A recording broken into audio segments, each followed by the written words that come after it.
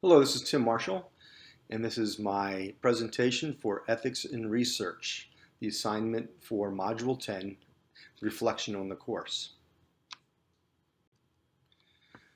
The video that we were assigned to watch for this particular module talked about credibility and believability with regards to research findings. Credibility is defined by DeMolin as conducting research with integrity, honesty, and with using proper research etiquette and protocols. Believability is described as having proper coding and the use of the appropriate statistical procedure for analysis. And the reason we do this is we want to be able to make sure that not only is our process reflected upon positively, but also the results can be communicated without having any influence or bias presented.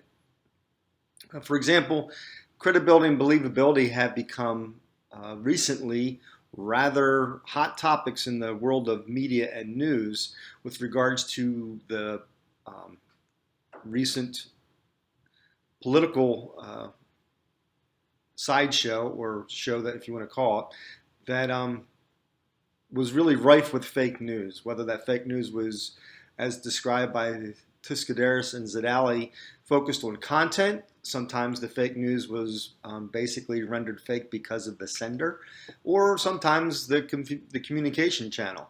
So the credibility and believability kind of flew out the window, and it takes a practiced eye, not only in research, but now currently in journalism, to determine what is credible and believable.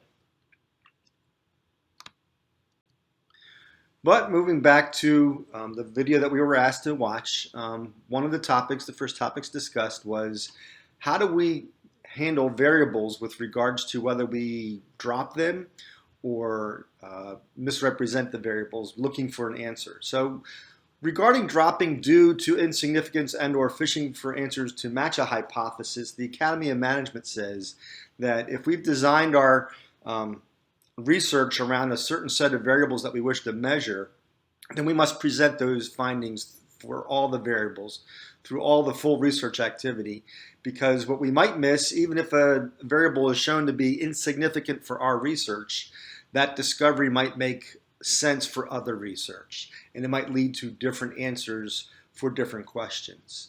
The ethical boundaries regarding fraud and misconduct are also it was eye-opening in that Carruth found that up to 40% of the researchers that he polled for his study, they recognized misconduct in this area with regards to variable handling, but they did not report it.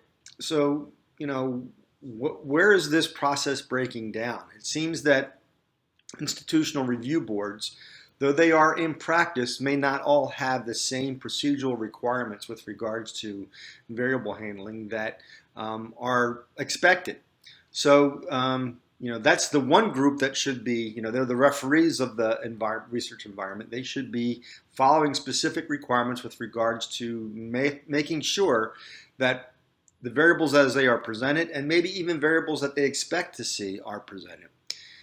That in turn should buttress what I consider to be another recommendation with regards to prescribing continual ethics training for researchers and IRB members. So not only the IRB members, but also researchers should be tasked with taking an ethics refresher every 2 to 3 years, or maybe even at the beginning of every large research project, to make sure that they're continually reminded of this topic of making sure that all variables are considered from the hypothesis all the way through conclusions and recommendations.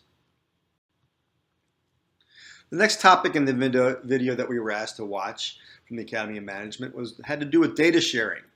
And with data sharing, one of the main topics that were discussed is that we want to be able to show not only the results of our analysis, but the data that we based our results on. That allows other researchers to verify our results through the same approach that we took, or maybe through a different approach using the same data set. That repeatability is it's a proving point with regards to credibility in our research. Also, there's a moral and ethical approach to research supported by Gabriel in 2012 that talks about the culture of sharing in research that we should reflect the overall culture of sharing that's present in our society for the most part. They will reinforce, whether we perform data sharing and make it open in our research, that will allow us to extend those conversations even out into society and vice versa. So we should expect that openness and the availability of data, particularly now since there is such a wide range of data, we want to be able to show exactly the data set that we used to gain access to our findings and analysis. From a disclosure standpoint, this is not just a disclosure of the data. The Academy recommends that the disclosure of the source of data also be included, because that again goes back to the point of providing reliability. We are able to not only show the data set, but from the data set from which it was drawn. So whether that's a student population that came from a single class or a school or an entire district or an entire nation, the source of data will help provide that reliability and that credibility that we as researchers should seek. Regarding the scales, these are the instruments we use, the mathematical formulas, the analytical methods.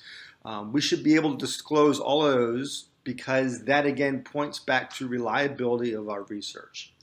That provides credit to those that have done research before us in a similar manner or using the same tools, or if they created the tools. If we didn't develop the mathematical formulas ourselves, we should give credit to those that did create them so that our disclosure of data, our disclosure of analysis is complete. The disclosure also points to an ethical responsibility to our participants. They're not mentioned in the video particularly. Breivik supports some of the findings, and it says that we should allow those that were subjects to see the results.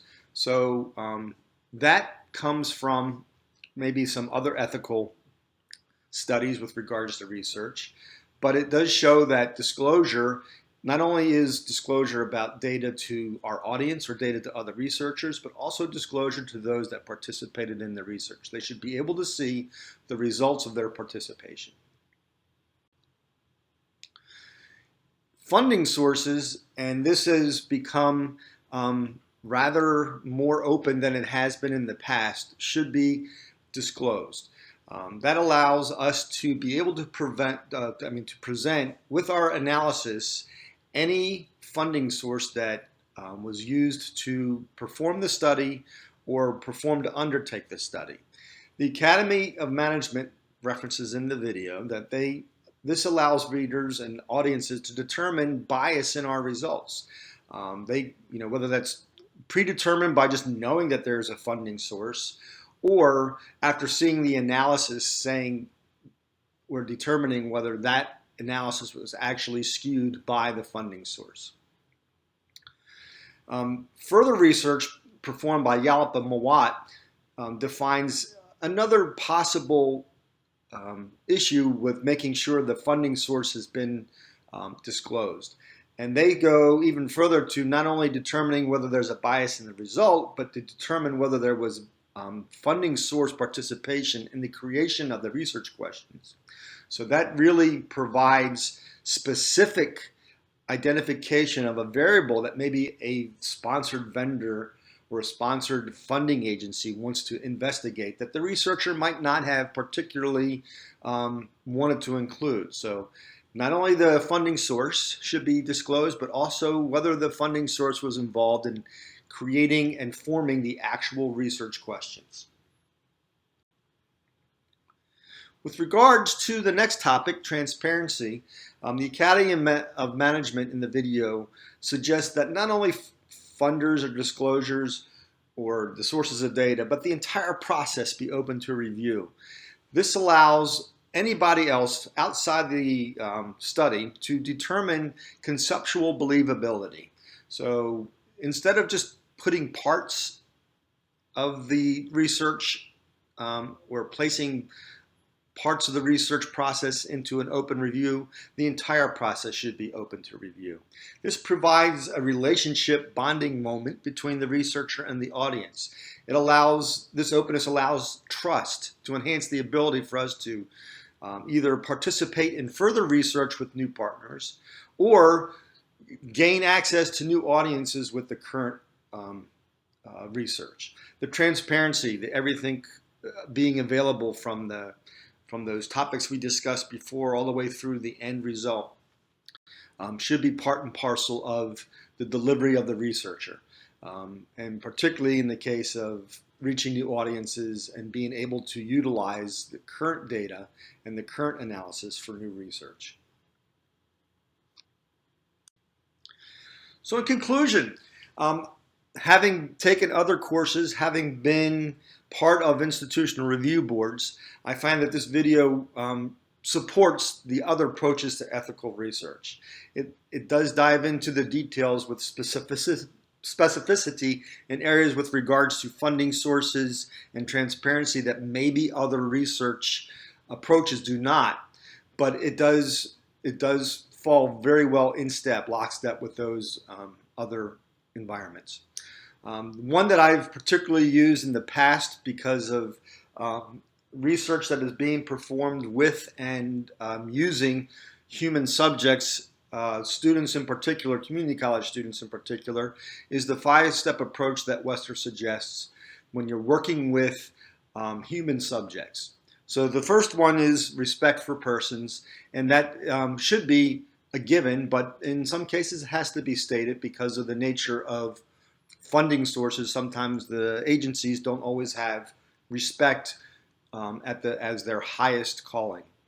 Second, autonomy, and in this case, that autonomy is very closely aligned with the disclosure and the funding sources pieces of the video, where even if sponsored, the research should be autonomous with regard to its approach to the null and the alternative hypothesis. The research should prove out specific analysis findings as opposed to the bias of or the influence of other external groups.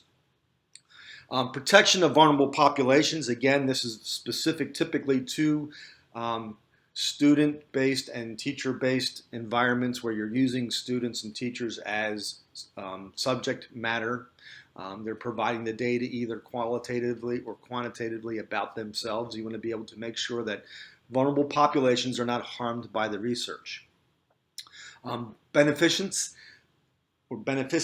is with regards to the outcomes being of a benefit to a specific either population that you're studying or benefit to a larger group, such as the study of education. The research is typically focused on that particular approach to making sure that what we're coming out with, what the results will be, will show benefit to some portion of society. And justice is that we do not exclude other external groups from the benefits of the research, whether that be a group of researchers or a group of participants or even a group of an audience that could benefit from this particular study that you're doing. So that's the conclusion.